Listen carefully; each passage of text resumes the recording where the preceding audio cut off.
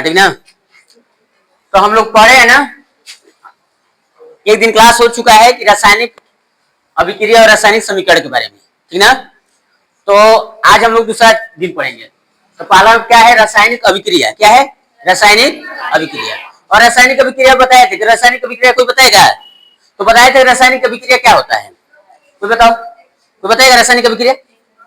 बताए थे वह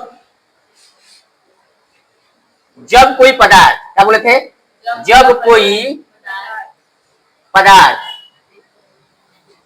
ना अकेले या आप मान लो कि एक या एक से अधिक, ठीक है। क्या बोलते हैं? जब कोई पदार्थ एक या एक से अधिक पदार्थों से, ठीक ना। जब कोई पदार्थ, ठीक, एक या एक से अधिक पदार्थों से क्या करेगा? अभिक्रिया करेगा ना। अभिक्रिया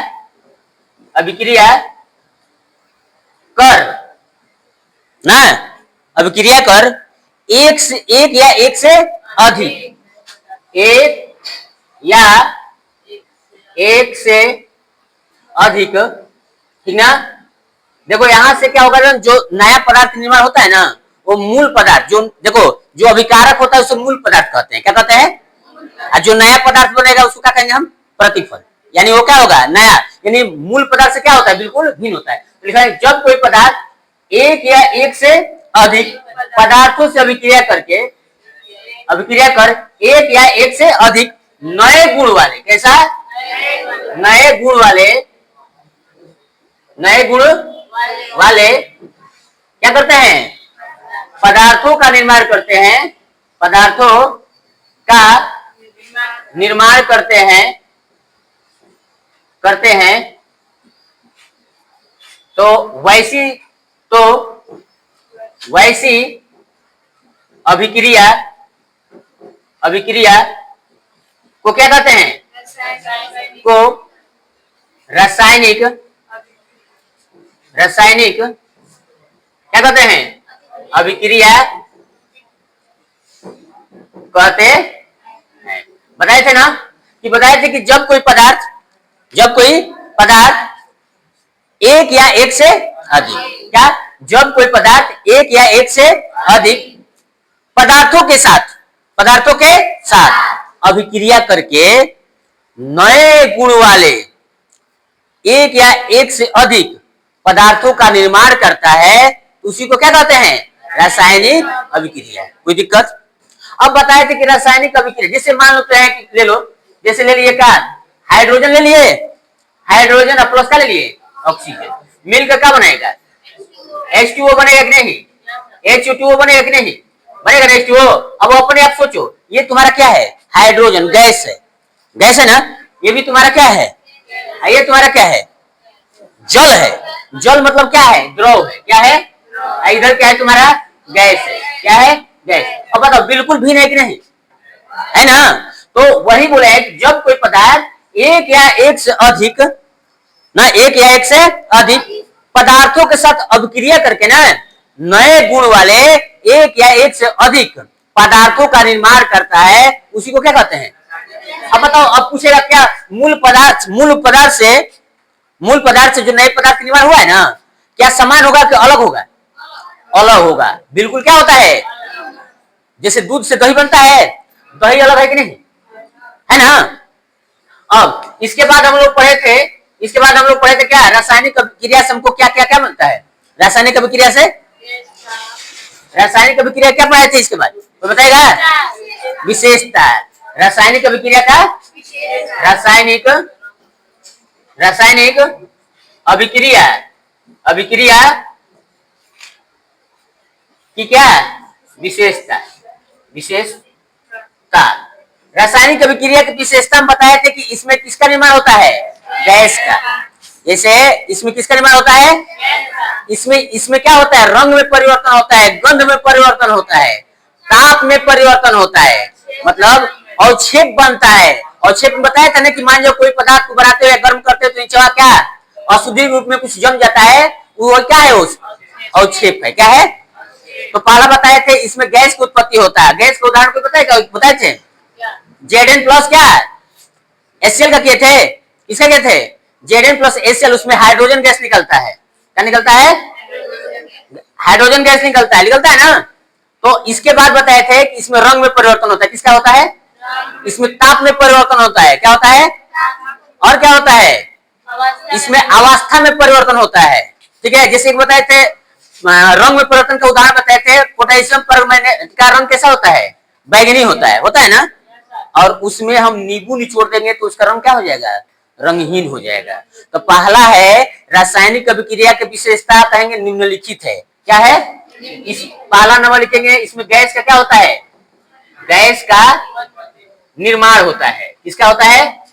गैस का निर्माण होता है। दूसरा बताए थे रंग में क्या होता है? रंग में परिवर्तन होता है ना, हो परिवर्तन होता है। दूसरा तीसरा में क्या बताए थे? गंध में परिवर्तन होता है। गंध में परिवर्तन होता है। ठीक है, परिवर्तन होता है। इसके बाद बताए थे चौथा अवक्षेप बनता है। क्या बनता है?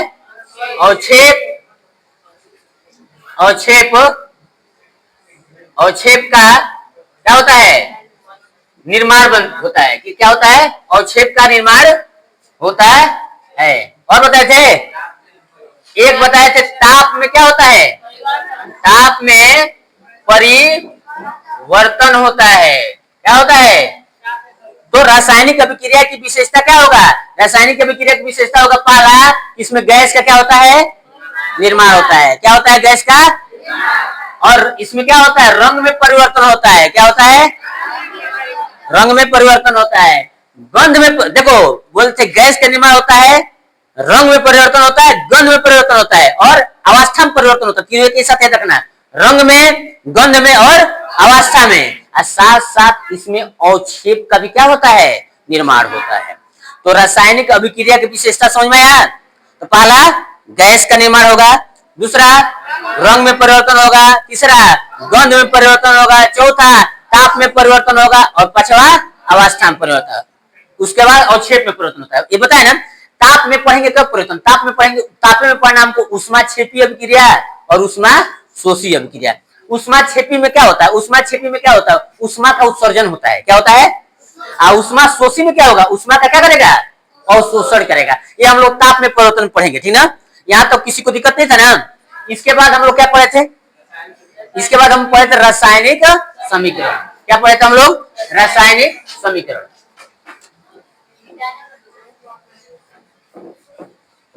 मिटाने वाला है दोस्तों?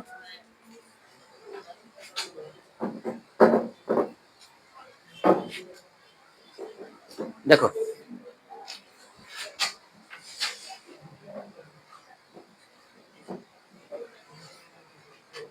ठीक है, रासायनिक समीकरण। रासायनिक समीकरण किसे कहते हैं? तो सबसे पहले हम तुम लोग को बताए थे, इससे पहले जानो कि परमाणु क्रमांक कितने तक तुम लोग याद करवाए थे? 30 तक। पहला क्या होता है? पहला, दूसरा, तीसरा लिथियम। बोलो आगे मत। पहला होता है हाइड्रोजन, हाइड्रोजन का आवारा गैस कहते हैं, मालूम है ना। सबसे हल्की गैस कौन सा है? हाइड्रोजन, ज्वलनशील होता है। क्या होता है? पहला हाइड्रोजन, दूसरा है हीलियम, दूसरा, तीसरा, चौथा, पांचवा, छठा, सातवां, आठवां, नौवां क्या होता है? दसवां, 11 sodium, 12 magnesium, 13 aluminium, 14 silicon, 15 phosphorus, 16 sulphur, 16 17 chlorine. अब क्लोरीन बताए थे, क्लोरीन जो होता है ना, फूल पर रंग अगर फूल पर छिड़क दोगे तो फूल का रंग क्या हो जाएगा? उड़ जाएगा। क्या बोले हैं? क्लोरीन को अगर फूल पर छिड़काव कर दोगे ना तो उसका रंग क्या हो जाएगा? अगर एक होता है फ्लोरीन, क्या होता है? अब फ्लोरीन को अगर फूल पर मार दोगे ना तो उसका गंध उड़ जाएगा। ठीक। 18 पर क्या आता है? 18 पर, 19 पर, 20 पर, 21 पर, स्केडियम ना, 21 पर स्केडियम, 22 पर टाइटेनियम होता है, क्या होता है? 23 पर वेनेडियम, क्या होता है? 24 पर क्रोमियम, 24 पर अब 25 पर होता है मैग्नीज, 25 पर। और लोहा कितना होता है? 26। लोहा कितना होता है? 27 किसका होता है? कोबाल्ट ना। और कोबाल्ट का रंग पता है? तो कोबाल्ट का रंग कैसा होता है? गुलाबी। और इसका उपयोग किसमें करते हैं? कैंसर के उपचार में। या तो लोग पढ़ा होगा B12, B12 में भी कोबाल्ट पाया जाता है, ठीक ना, जिसका उपयोग करते हैं कैंसर के उपचार में, ठीक ना। और बताओ किसका 27 होगा? 28, 29 किसका होगा? 28 किसका होता है? निकेल। 28, 29, 30 जिंक ना। इतना तक याद रहना चाहिए, ठीक ना, क्योंकि ये परीक्षा में इसमें से 1-2 नंबर एकदम फिक्स है, आता है, ठीक, कोई दिक्कत? इसके बाद हम लोग पढ़ेंगे रासायनिक समीकरण। रासायनिक समीकरण क्या होता है? जो रासायनिक अभिक्रिया में, जैसे क्या अभी हम लोग लिखे थे कि हाइड्रोजन, क्या लिखे थे? हाइड्रोजन, हाइड्रोजन प्लस क्या? ऑक्सीजन, ऑक्सीजन, इधर से रहेगा ना वो, ऑक्सीजन, इधर क्या बना? जल। अब बताओ रासायनिक अभिक्रिया को इसी तरह लिखेंगे, लिखेंगे कि नहीं? लिखेंगे ना। क्या बनेगा? सबसे पहले इस रासायनिक अभिक्रिया में भाग लिया, हाइड्रोजन प्लस ऑक्सीजन, अब एरो मार्क क्या बना? जल। ये ना बना, ये ना बना हो। अब बताओ इतना बड़का बड़का लिखना पड़ेगा ना हो। अब बड़का बड़का लिखेंगे तो हमको क्या है? कॉपी भी भरेगा, टाइम भी लगेगा कि नहीं? कॉपी भरेगा ना हो और टाइम भी लगेगा। इसी को देखते हुए एक इस का जो क्या होते हैं, जो परमाणु तत्व भाग लेता है रासायनिक अभिक्रिया में, उसको छोटा रूप में दिया गया। क्या दिया गया? छोटा, यानी संक्षिप्त रूप दिया गया। क्या दिया गया? संक्षिप्त रूप दिया गया। किसको? संकेत और सूत्रों द्वारा। किसके द्वारा? तो उसी को संकेत और सूत्रों द्वारा लिख दोगे ना, रासायनिक अभिक्रिया में भाग लेने वाले पदार्थ को, उसी को क्या कह दिया गया? उसी को कहते हैं रासायनिक समीकरण। तो सुनो, रासायनिक समीकरण कुछ क्या है? अब बताओ रासायनिक समीकरण में इसको हाइड्रोजन को H2 लिख दिए हैं, अब ऑक्सीजन को क्या लिख दिए? अब क्या बन गया है? H2O बना कि नहीं? इधर लगा देंगे तो संतुलित हो गया, H2O बना ना। अब बताओ यही हाइड्रोजन को X लिख दिया, ऑक्सीजन को O से लिख दिया और जल को क्या लिख दिया? H2O। H2O लिखा कि नहीं? अब बताओ समय की बचत हुआ कि नहीं? बचत हुआ है, बचत हुआ ना। अब बताओ सूत्र द्वारा, मतलब कि रासायनिक अभिक्रिया में भाग लेने वाले पदार्थों को, रासायनिक अभिक्रिया में भाग लेने वाले पदार्थों को संकेत या सूत्रों द्वारा संक्षिप्त में लिखना ही क्या कहलाएगा? क्या फिर से? रासायनिक अभिक्रिया में भाग लेने वाले पदार्थों को,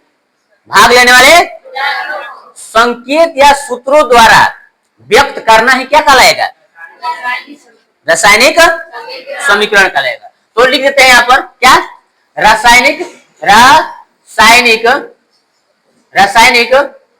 अभिक्रिया, रासायनिक अभिक्रिया में भाग लेने वाले रासायनिक अभिक्रिया में भाग लेने वाले पदार्थों को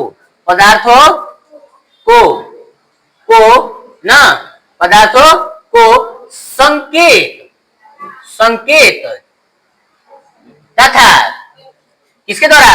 सूत्रों के द्वारा। किसके द्वारा? सूत्रों के द्वारा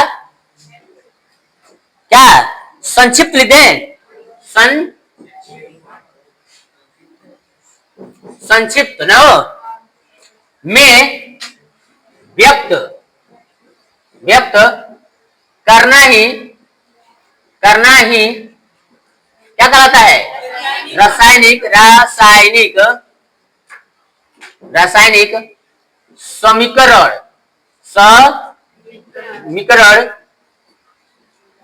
कहलाता है। कोई दिक्कत? यानी बोले थे कि रासायनिक समीकरण क्या होता है? तो रासायनिक अभिक्रिया में भाग लेने वाले, ठीक है, रासायनिक अभिक्रिया में भाग लेने वाले पदार्थों को संकेत तथा सूत्रों के द्वारा संक्षिप्त में व्यक्त करना ही क्या कहलाता है? मतलब रासायनिक समीकरण जैसे क्या होगा, जैसे ना H2 प्लस O2 मिलकर बना क्या है? H2O। ये क्या है? ये हाइड्रोजन को लिख दिया है H द्वारा, ऑक्सीजन को लिख दिया O द्वारा, जल को किसके द्वारा लिख दिए? ये संक्षिप्त रूप हुआ कि नहीं? तो रासायनिक अभिक्रिया में भाग लेने वाले पदार्थों को संकेत या सूत्रों के द्वारा व्यक्त करेंगे, उसी को क्या कहलाएगा? रासायनिक। कोई दिक्कत ना ना। इसके बाद बताए थे कि हमको इससे लाभ वो है क्या है? अब बताए थे कि रासायनिक समीकरण से क्या, रासायनिक समीकरण से समीकरण को रूप में लिखने से वो क्या लाभ होता है? तो बताए थे कि हमेशा देखो बाएं तरफ किसको लिखा जाता है? अभिकारक को। रासायनिक समीकरण लिखते हैं ना, तो बाएं तरफ क्या लिखेंगे? अभिकारक को। और दाएं तरफ किसको लिखेंगे? किसके दाएं किधर लिखेंगे इसको? अभिकारक को किधर? बाएं। और प्रतिफल को किधर? और देखो और क्या फायदा होता है, और देखो दूसरा क्या मिलता है हमको। जो अभिकारक होता है ना, अभी एक से अधिक अभिकारक आ गया, एक से, तो उसके बीच में हम क्या लगा देते हैं? इधर मान लो कि प्रतिफल आ गया, क्या गया? अब यहाँ पे तो प्रतिफल तुम्हारा एक ही है ना, अगर मान लो एक और आ गया, एक और आ गया, तो उसके बीच में क्या लगा देंगे? प्लस के। मतलब तुम्हारा जो अभिकारक एक से अधिक हो, प्रतिफल एक से अधिक होगा, तो उसमें हम प्लस के द्वारा उसको अलग किया जाता है। तीसरा बताए थे कि जो तीर का चिन्ह है ना, ये तीर का चिन्ह है ना, तो तीर का चिन्ह ये बताता है मतलब कि हमको रासायनिक समीकरण से सूचना के बारे में बता रहे हैं। किसके बारे में बता रहे हैं? हमको क्या अभिक्रिया किधर से किधर हो रहा है, तो बाएं से किधर हो रहा है? रासायनिक अभिक्रिया से मिलने वाली सूचनाएं क्या क्या है? तो हमेशा अभिकारक को इधर लिखेंगे, अभिकारक को किधर लिखेंगे? बाएं। और प्रतिफल को दाएं। अभिकारक को, प्रतिफल को। कोई दिक्कत? अगर मान लीजिए एक से अधिक आ गया अभिकारक या प्रतिफल, तो बीच में क्या डालेंगे हम? प्लस का चिन्ह। इसके बाद बताता है तीर का चिन्ह बताता है कभी क्रिया किधर से, अब जा रहा है इधर, तो इधर मतलब बाएं, अब इधर आ रहा है तो बाएं से किधर आ रहा है? बाएं से दाएं की तरफ आ रहा है। किधर आ रहा है? दाएं की तरफ। बाएं से दाएं की तरफ आ रहा है। कोई दिक्कत ना ना। इसके बाद बताए थे कि रासायनिक समीकरण कितने प्रकार का होता है बच्चा? तो बताए थे रासायनिक समीकरण दो प्रकार का होता है। कितने प्रकार का? पहला होता है संतुलित रासायनिक समीकरण और दूसरा होता है असंतुलित। पहला क्या होता है और दूसरा क्या होता है? होता है ना। तो हम रासायनिक समीकरण के प्रकार देखते हैं। क्या देखते हैं? देखो इसका प्रकार कौन है, इधर लिख दें। एक होता है संतुलित, संतुलित सही लिखे हैं, छोटका रहेगा ना, संतुलित। इधर हो जाएगा असंतुलित। क्या होगा? असंतुलित। एक संतुलित रासायनिक समीकरण हो गया, एक असंतुलित रासायनिक समीकरण हो गया। तो इसके बारे में हम बताए थे, इसके बारे में बताए थे कि जब जो अभिकारक रासायनिक समीकरण में क्या था, वैसा समीकरण जिसमें अभिकारक और प्रतिफल के प्रत्येक परमाणु, क्या बोले हैं? अभिकारक और प्रतिफल के प्रत्येक परमाणु की संख्या क्या हो? समान हो। तो उसको क्या कहेंगे? मतलब जो रासायनिक समीकरण, वैसा रासायनिक समीकरण जिसमें अभिकारक और प्रतिफल के प्रत्येक तत्वों के परमाणु, क्या? प्रत्येक तत्वों के परमाणु की संख्या क्या हो? बराबर हो, समान हो। तो उसको क्या कहेंगे हम? लिख दें। क्या बोलेंगे हम? वैसा, वैसा, वैसा क्या? रासायनिक, रासायनिक, वैसा रासायनिक, रासायनिक समीकरण, समीकरण इस तरह देखें तो समझ में जाएगा ना। वैसा रासायनिक समीकरण ना जिसमें जिसमें जिसमें ना जिसमें क्या? जिसमें अभिकारक, अभिकारक और क्या? प्रतिफल। प्रतिफल को और क्या बोलते हैं? उत्पादक। क्या बोलेंगे? उत्पाद कहेंगे ना, उत्पाद कहेंगे, उत्पादक नहीं। क्या बोले? वैसा रासायनिक समीकरण जिसमें अभिकारक और प्रतिफल के तत्व के प्रत्येक परमाणु, प्रतिफल के तत्व के ना प्रत्येक प्रत्येक प्रत्येक तत्व तत्व के प्रत्येक परमाणु परमाणु की संख्या संख्या संख्या समान हो। क्या हो? समान हो। तो उसे क्या कहेंगे? तो उसे क्या कहेंगे हम? संतुलित संतुलित रासायनिक समीकरण कहते हैं। ठीक, क्या बोले हैं? वैसा रासायनिक समीकरण जिसमें अभिकारक अभिकारक और प्रतिफल, वैसा रासायनिक समीकरण जिसमें अभिकारक और प्रतिफल के तत्व के प्रत्येक परमाणु की संख्या समान हो। मतलब तुम्हें सिंपल में समझ आना कि अभिकारक और प्रतिफल दोनों तरफ, एक तरफ अभिकारक होता है, एक प्रतिफल होता है ना, दोनों तरफ तत्व होता है। तत्व के परमाणु क्या हो जाए? बराबर हो जाए। क्या हो जाए? उसको क्या कहेंगे हम? जैसे लिख देते हैं H2 plus O2, H2 plus arrow mark H2O। अब बताओ, अभी ये संतुलित है? इधर हाइड्रोजन को दो, इधर हाइड्रोजन, इधर ऑक्सीजन, इधर संतुलित है? अब बताओ, इधर हाइड्रोजन का 2 है, इधर परमाणु, इधर हाइड्रोजन की 1 है, तो संतुलित है ना? इसको संतुलित करने के लिए अगर मान जाओ कि यहाँ पर लगा देंगे, अब हाइड्रोजन को हो गया बच्चे, लेकिन यहाँ पर हाइड्रोजन को हो गया, अगर यहाँ पर 2 लगा देते कितना हो गया? अब बताओ, ऑक्सीजन इधर को हो गया, इधर ऑक्सीजन को हो गया, क्या ये संतुलित हो गया? तो दोनों तक अगर मान लो तत्वों के परमाणु संख्या क्या हो जाए? बराबर हो जाए, तो क्या कहलाएगा? संतुलित रासायनिक। कोई दिक्कत इसमें? दिक्कत किसी को? लिख लोगे ना? अगर मान जाओ, अब आ जाएंगे इसको अब देखो अगर मान जाओ कि असंतुलित लिखना हो, किसको लिखना हो? असंतुलित को लिखना है। तो असंतुलित को कैसे लिखेंगे? देखो, संतुलित में किसी को दिक्कत नहीं ना है? अच्छा, करो 5 मिनट बाद मिल रहा है। देखो, अब क्या बोले हैं? अगर मान जाओ कि असंतुलित को लिखना हो तो कुछ नहीं लिखना है। देखो, यहाँ पर समान है ना, यहाँ पर समान लिखे हैं, समान, यहाँ क्या लिख देना है? असमान, सब हो जाएगा। वैसा रासायनिक समीकरण क्या? जिसमें अभिकारक और प्रतिफल, के तत्व के प्रत्येक परमाणु की संख्या असमान हो, मतलब समान, उसको क्या कहेंगे हम? कोई दिक्कत? यहाँ पर लिख दे, असमान लगा दे, और लगा दिए, हो गया। किसका हो गया? यहाँ का। हाँ, तो चलो लगा दिया और हो गया ना। इसको मिटा देते हैं। अब ये असंतुलित हो गया ना? रुक जाओ, तो अब बताइए, संतुलित है था ना, इसको मिटा दिए, अब ये क्या बन गया? इसका उदाहरण हो गया कि नहीं? हुआ ना? अगर मान जाओ, और कुछ बताओ उदाहरण। अगर मान जाओ ले लिए क्या? Mg प्लस क्या? इधर लिख देते हैं Mg प्लस मिलेगा तो क्या बन जाएगा? Mg वो बनेगा ना? हो, अब बताइए, संतुलित है? ये भी असंतुलित होगा। एग्जाम्पल लिख सकते हो, ठीक ना? तो क्या बोले हैं? संतुलित में क्या होगा? वैसा रासायनिक समीकरण जिसमें अभिकारक और प्रतिफल के प्रत्येक परमाणु, मतलब प्रत्येक तत्व के प्रत्येक परमाणु ना समान हो, तो क्या कहेंगे हम?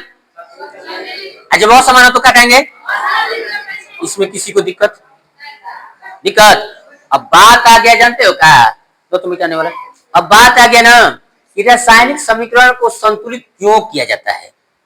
बताए ना, हम लोग संतुलित भर के संतुलित कर रहे हैं। क्या कर रहे हैं? संतुलित कर रहे हैं ना। हो, लेकिन बात आगे समझने वाली बात कि रासायनिक समीकरण को संतुलित क्यों किया जाता है।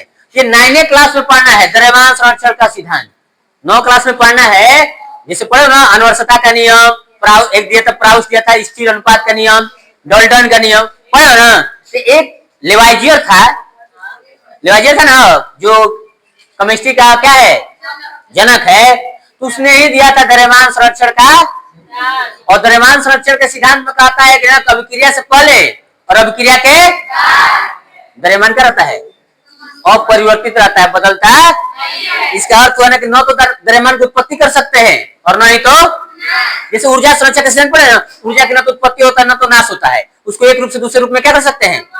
उसी तरह आवेश का सिद्धांत पढ़ो, आवेश का न तो उत्पत्ति कर सकते हैं न तो नाश कर सकते हैं, आवेश का स्थानांतरण कर सकते हैं। पढ़ा है? आवेश का संरक्षण का सिद्धांत है कि आवेश का न तो उत्पत्ति कर सकते हैं और न ही नाश कर सकते हैं।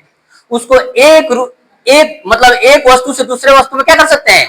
स्थानांतरण करते हैं। जबकि ऊर्जा पढ़े हो, ऊर्जा का न तो उत्पत्ति होता है न तो उसको एक रूप से दूसरे रूप में क्या कर सकते हो? जैसे विद्युत मोटर है, विद्युत मोटर विद्युत ऊर्जा को यांत्रिक ऊर्जा में बदल देता है, नहीं? और जनरेटर क्या करता है? यांत्रिक ऊर्जा को विद्युत ऊर्जा में बदलता है। तो ये ऊर्जा को हानि हो रहा है, ऊर्जा का नाश हो रहा है, बस एक रूप से दूसरा रूप में क्या हो रहा है? और इसी प्रकार एक एंटोनियो मतलब जो क्या था, लिवाइजियर था, उसने क्या दिया था? द्रव्यमान संरक्षण के सिद्धांत। उसमें कहा था कि द्रव्यमान का न तो उत्पत्ति होता है न तो नाश होता है। ठीक, तो इसी मतलब द्रव्यमान संरक्षण के सिद्धांत को ना पालन करने के लिए समीकरण को क्या कहता है? संतुलित किया जाता है। तो क्वेश्चन क्या था? क्या था? रासायनिक समीकरण को लिख देना, रासायनिक समीकरण को संतुलित क्यों किया जाता है? क्या है? क्यों किया जाता है? मतलब रासायनिक समीकरण को संतुलित क्यों किया जाता है? तो इसके बारे में बताए थे। आंसर भी बस इसका आंसर हो जाएगा द्रव्यमान संरक्षण के नियम को पालन करने के लिए। द्रव्यमान संरक्षण के नियम को पालन करने के लिए ठीक, मतलब द्रव्यमान संरक्षण के नियम को पालन करने के लिए ना हम किसका उपयोग करते हैं? संतुलित रासायनिक समीकरण का करते हैं। ठीक है ना? क्योंकि लेवाइजियर कहा था कि अभिक्रिया में जो पदार्थ भाग लेता है तो उसका द्रव्यमान अभिक्रिया के पहले और बाद में क्या रहता है? अपरिवर्तित, मतलब बदलता नहीं है। तो क्या हो जाएगा? द्रव्यमान संरक्षण का सिद्धांत क्या हो जाएगा? द्रव्यमान संरक्षण के क्या सिद्धांत? द्रव्यमान संरक्षण का सिद्धांत क्या है? क्या है? कोई बताएगा? रासायनिक बोल सकते हैं, रासायनिक अभिक्रिया में भाग लेने वाले